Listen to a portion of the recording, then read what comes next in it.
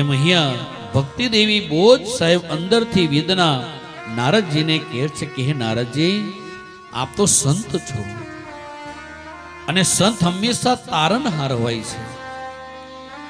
જો આ જગતની અંદર સાધુ ન હોત તો આ બ્રહ્માંડ બળીને ભસ્મ થઈ ગયો હોત.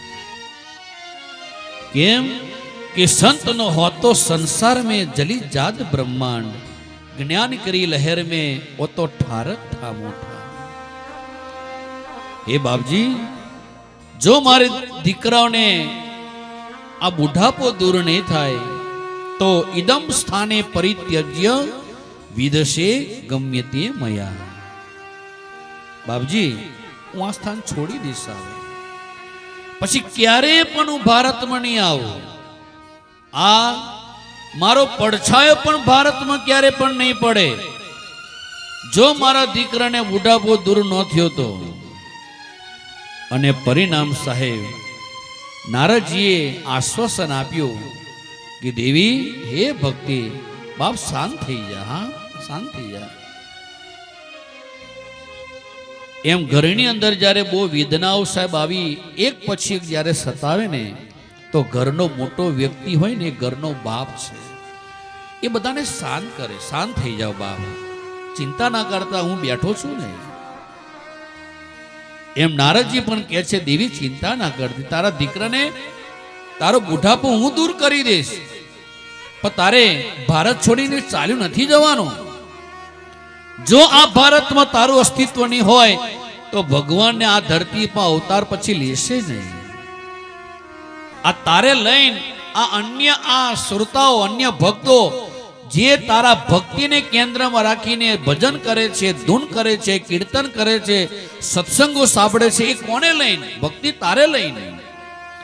અને તું જો આ ભારત છોડીને ચાલી જઈશ તો ભારતનો મહિમા નહીં રહે. એટલે નારદ મુનિ મહારાજે સાહેબ ભક્તિના બે દીકરાઓ જ્ઞાન અને વૈરાગ્યના કાનમાં વેદ અને વેદાંતોના ઘોષ કર્યા. સાહેબ વેદોના પાઠ કર્યા, ગીતાના પાઠ કર્યા. હે જ્ઞાન, હે વૈરાગ્ય, બાપ જાગો, જાગો, જાગો. તો આ જ્ઞાન અને વૈરાગ્ય સાહેબ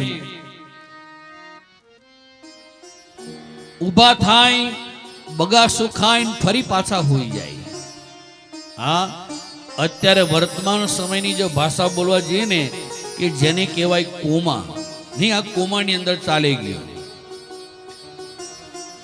અને એવા ટાઈમે સાહેબ નારદજી આટલો બધો ટ્રાય કરવા છતાંય સંત પણ દુખી થઈ ગયા કે જો આ બંને જણા જાગશે નહીં, જો ભક્તિ ચાલી જશે વિદેશમાં તો પછી મારો પણ મહિમા નહીં રહે. એ ટાઈમે આકાશવાણી થઈ સાહેબ, અને આકાશવાણીએ કહ્યું, ઈતર્થમ તુ સત્કર્મ સુરર્ષે ત્વમ સમાચર. ઈતર્થમ તુ સત્કર્મ સુરર્ષે ત્વમ સમાચર.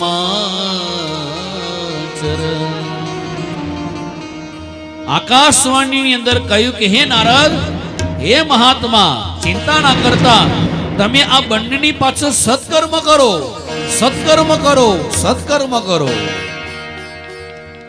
આવું જ્યાં સત્કર્મની વાત આકાશવાણીની અંદર સાંભળવામાં આવે, નારદજીએ ભક્તિ દેને કહ્યું કે દેવી, આ તારા બંને દીકરાઓને હાચવજે, હું સત્કર્મ કરીને આવું છું. અને અન્ય મહાત્માઓને જ્યાં રસ્તા વચ્ચે પૂછે કે સત્કર્મ એટલે શું, સત્કર્મ એટલે શું, અને ત્યારે સાહેબ કોઈ કરતા કોઈ સત્કર્મનો જવાબ ના આપે. ત્યારે પૂછતા પૂછતા બદ્રીધામની અંદર નારદજીનો ભેટો બ્રહ્માજીના 4 દીકરા સનકાદિક ઋષિઓની સાથે થયો. હા, અને એ ટાઈમે સનત કુમારો કહે છે કે નારદ, સત્કર્મ એટલે તને ખબર છે શું કહેવાય? શ્રીમદ ભાગવત જ્ઞાન યજ્ઞ તમે એની પાછળ કરો.